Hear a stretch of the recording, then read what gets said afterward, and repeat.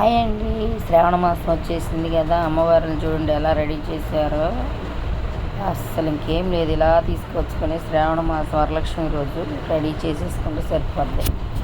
ఇక్కడికి వస్తే అసలు నేను ఎప్పుడు చూడలేదండి. అసలు ఈ బొమ్మలు చూడండి, ఫస్ట్ సారి చూస్తే పసుపు కుంకుమ కొడుతున్నారు ముత్తైదులు, ఇక్కడ మేళాలు వంచుతున్నారు, ఇది ఇక్కడ పెళ్లి కూతురిని పలకలో తీసుకొస్తున్నారు. అబ్బో ఒక బొమ్మ ఏంటండి, అసలు ఆశ్చర్యంగా ఉన్నాయి ఈ బొమ్మలు చూస్తుంటే.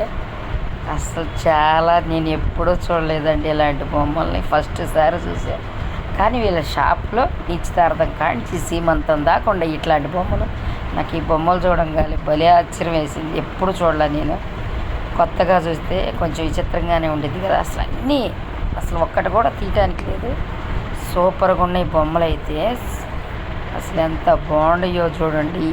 షాపులో వెళ్ళినంచేపు ఈ టెంకే సొత్తవే సరిపోయింది. ఎంత డెవలప్ అవుతుంది అసలు నాకేం అర్థం కాలేదు.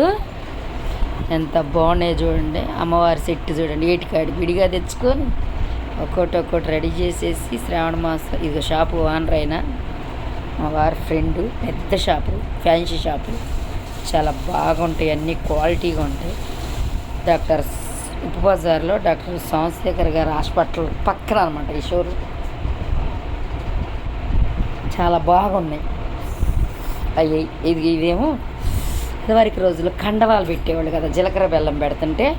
ఇప్పుడు చూడండి ఇలాంటి, ఇది కూడా నేను ఎప్పుడు చూడలేదు, ఫస్ట్ సారే ఇది పెట్టారు. ఎంత బాగుందో చూడండి. ఇది తెర మధ్యలో కండవాలు పెట్టేవాళ్ళు ఆ రోజుల్లో.